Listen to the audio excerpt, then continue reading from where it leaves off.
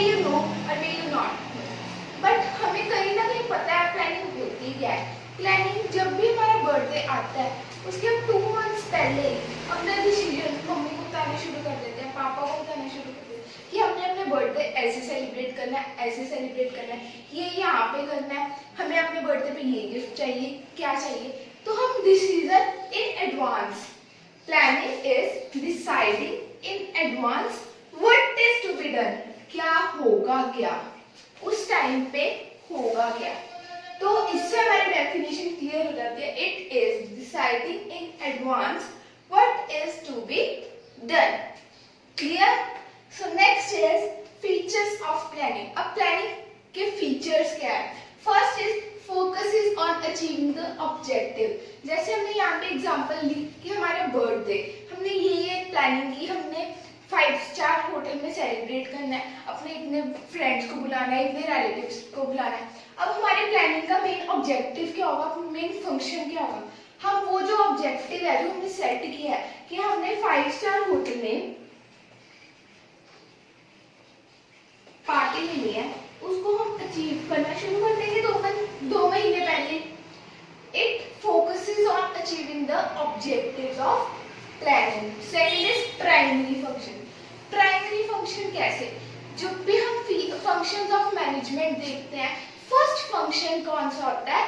Planning. हमने पढ़े थे 5 functions of management in the first chapter of business.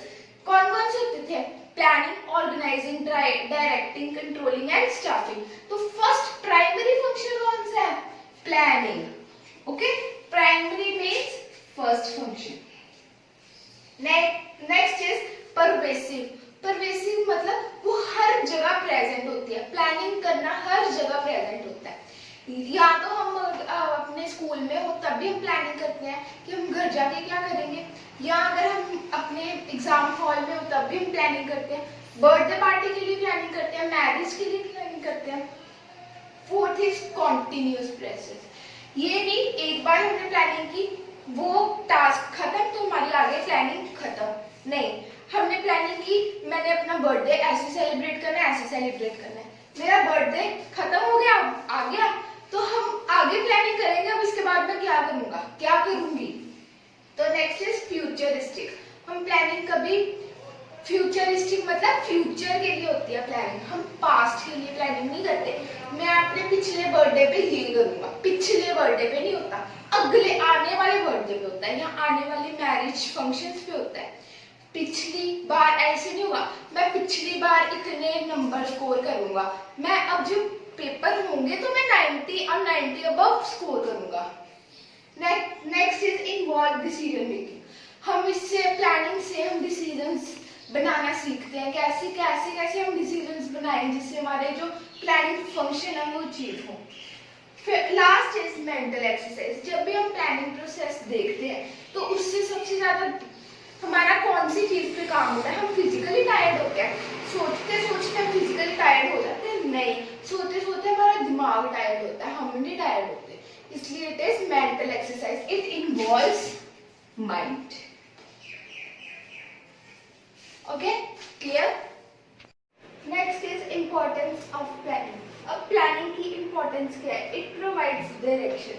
कैसे डायरेक्शन प्रोवाइड करती है? हमने सोच लिया कि हमने ये काम करना है, तो प्लानिंग हमें बताएगी हमें आगे कैसे बढ़ना है, उस काम को फुलफिल कैसे करना है। Next is reduces risk of uncertainties. जो भी अनसर्टेनिटीज आएगी, जो भी हिंड्रेंस आएंगे हमारे वे में, उसको ओवरकम करने में हमें प्लानिंग हेल्प करती है। Next is reduces overlapping and wasteful activities. Overlapping और वेस्टफुल एक्टिविटीज को कैसे रिड्यूस करते हैं? जब हमने सबको उनका काम दे दिया, सबको उनकी ड्यूटीज असाइन कर दी, तो उससे ओवरलैपिंग तो नहीं होगी और जो वेस्टफुल एक्टिविटीज है वो भी कम होगी। Promote innovative ideas. हमने आज अपना टारगेट किया, हमें बर्थडे पार्टी ऐसी करनी है, तो हमें हमारे माइंड में ऐसे आइडियाज आएंगे, हम उस चीज को कैसे फुलफिल करें। इनोवेटिव आइडिया मतलब अलग अलग न्यू आइडियाज आते रहेंगे कि हमने अलग टाइप की हमने बर्थडे पार्टी सेलिब्रेट करनी। Help in decision making. जैसे इनोवेटिव आइडिया है उस तरह से हम डिसाइड करेंगे कि कैसे कैसे हम अपने प्लानिंग, अपने गोल्स को कैसे अचीव करते हैं। स्टैंडर्ड्स फॉर कंट्रोलिंग, वो एक टारगेट सेट कर देती है प्लानिंग कंट्रोलिंग के लिए कि वो देखे कि अप एंड अप्स और डाउन्स कितने हैं। कंट्रोलिंग क्या करता है, वो टारगेट देखता है प्लानिंग के हिसाब से। अगर उन्होंने बोला है कि एक वीक में 500 यूनिट्स ऑफ कंप्यूटर्स बनाने हैं, तो कंट्रोलिंग क्या देखेगा, उन्होंने 500 बनाए हैं कि 475 बनाए हैं, उन्होंने टारगेट सेट किया 500। ओके, तो next topic is limitations of planning. क्या प्लानिंग की सिर्फ इंपॉर्टेंस होगी? नहीं, उसकी लिमिटेशंस भी हैं। उसकी लिमिटेशन है लीड्स टू रिजिडिटी। रिजिडिटी क्या होता है? टफ। एक प्लानिंग जब भी हम क्रिएट करते हैं वो एक टफ सिचुएशन क्रिएट करती है जिसको हम चेंज बाय टाइम चेंज करना हमें बहुत मुश्किल होता है। May not work in dynamic environment, same as rigidity. Dynamic होता है चेंजिंग इन्वायरमेंट। जैसे हमने प्लानिंग की 2 महीने पहले अपने बर्थडे पे हमने ये करना है, बट अगर हम आज देखें, आज का क्या टाइम है, लॉकडाउन चल रहा है, कोरोना वायरस चल रहा है, उसके चलते हमारी वो जो सारी प्लानिंग वो खत्म हो गई। इसलिए कहते हैं मे not work in dynamic environment. Dynamic means changing environment. Okay, reduces creativity. जो प्लानिंग प्रोसेस है ना, ये सारा सब कुछ, ये सारा प्रोसेस हमेशा टॉप लेवल मैनेजमेंट करती है, और जो लोअर लेवल मैनेजमेंट होती है, मिडिल लेवल और लोअर लेवल मैनेजमेंट, वो कुछ प्लानिंग प्रोसेस में कंट्रीब्यूट नहीं करती, और ना ही उनको कोई हक होता है कंट्रीब्यूट करने का। इसलिए उनकी जो क्रिएटिविटी है वो रिड्यूस हो जाती है, रिड्यूस मतलब कम हो जाती है। Involves huge cost.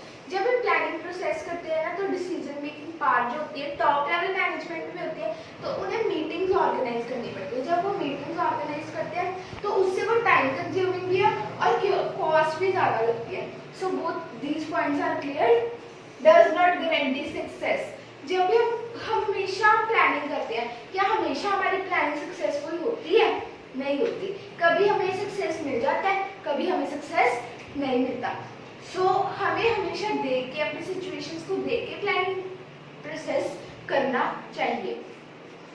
So guys, please like, share and comment on my video and subscribe the channel. If you have any doubt, comment me in the comment box. Please do subscribe the channel. Thank you.